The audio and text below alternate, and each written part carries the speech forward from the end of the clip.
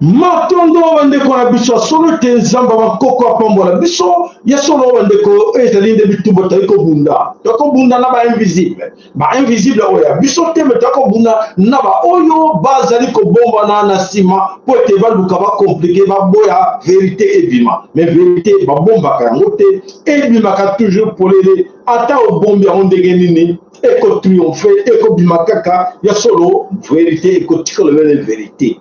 Alors, nous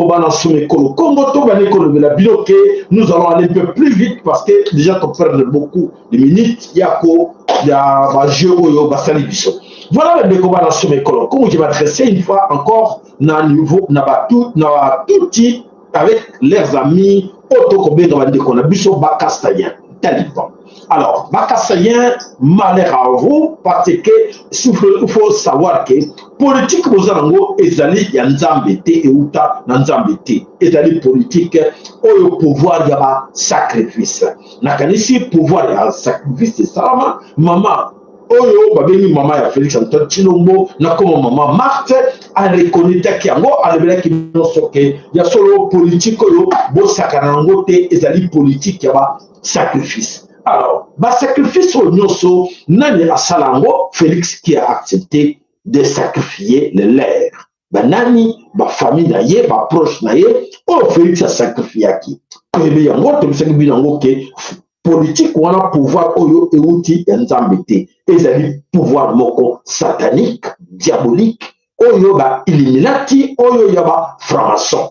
Là, vous êtes d'accord avec moi que vous vérifiez vous tout autour, il y a Félix Bogotala qui a solo pouvoir oyo ezali ya nzambe te. Mabele wana kate ko Congo eza mabele ya nzambe malheureusement mabele wana eza ya nzambe. Alors quand vous mélangez quelque chose oyo eza diabolique satanique vous mélangez on ya nzambe ekoresisaka te ekosala ndenge wana. Alors les gens vont me poser des questions pour na nini nzambe permettre qui est avant d'awana na kati na pouvoir 4 ans na lelo azawana na pouvoir. Oui, nzambe permettre que ndenge pas permettre qui ba oyo ba Illuminati ba franc-maçon ba sataniste ba diriger mokili pendant 8 siècles. Pourquoi? Parce que suite à nos désobéissances oyo esalaki ke nzambe abandonné biso atiki biso. Suite à quoi? Parce que tozangaki confiance na bakoko na biso et toyokelaki mondele oyo ayaki Edom akosaki biso nyoka reptilien.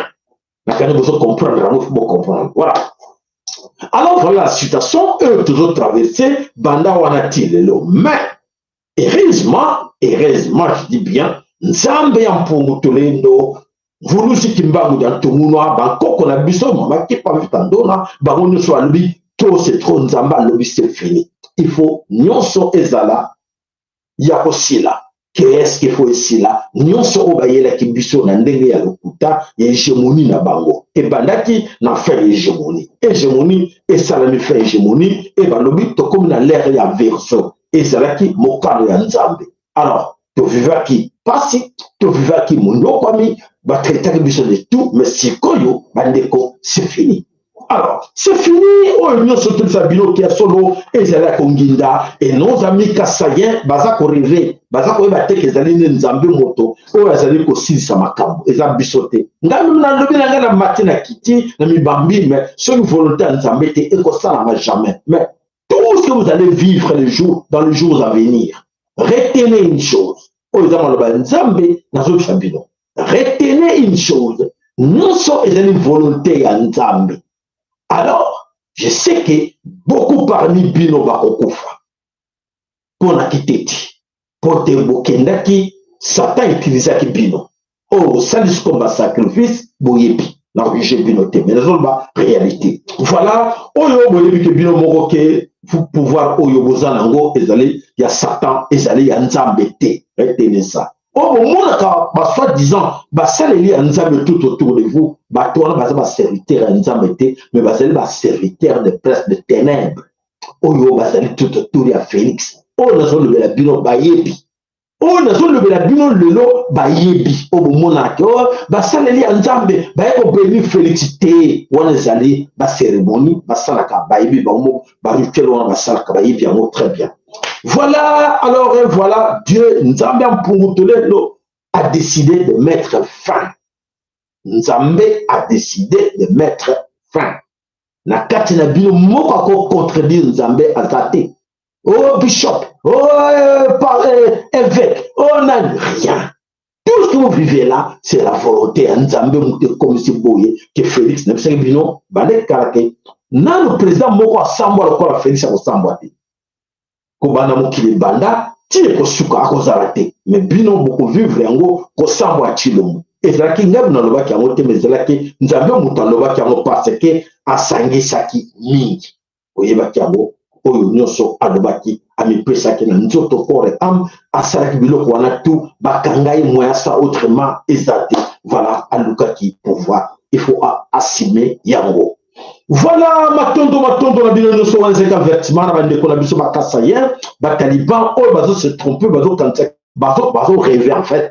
Bazo rêver que bazo en royaume et Félix a continué à pouvoir et bango pouvoir bango ba lâcher te ba tika ngote arrêtez mes chers amis bolukate bo sila pour le kola ba pigeon le kola ba ndeke attention bokeba ezakoya mabe bajou ezakoya. Alors merci pour la compréhension. Alors qui na nous tolakisa bino en image oyo quelques images to suila ki bino et bon total mobembo ya Chilombo ezali koleka ndenge nini na kati na mboka Chine na kati na mboka Chine bayambi Chilombo ndenge nini et bazo traiter Chilombo de nani na kanisi boko yeba yango tout de suite là bate bele bakokamwa autre expliquer bino lelo. Merci matondo pona abonné na biso nyonso matondo na bino ba like na bino matondo. Alors toke na toluka nano kokondola oyo babombela biso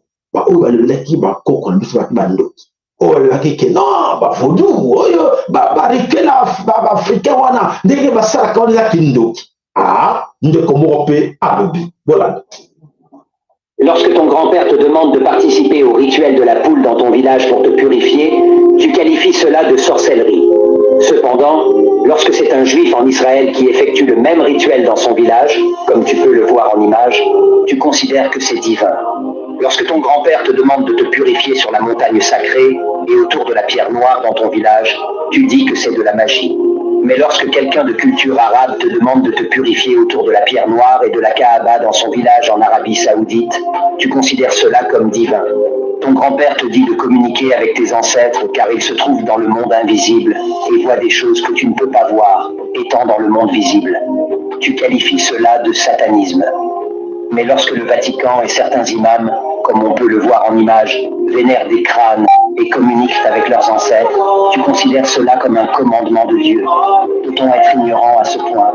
Tu traverses des montagnes de pierres noires dans ton village pour payer l'avion et aller toucher une pierre située loin là-bas dans un pays désertique, puis tu reviens en disant que tu as effectué le pèlerinage avec Dieu. Donc, ton village a été créé par Satan.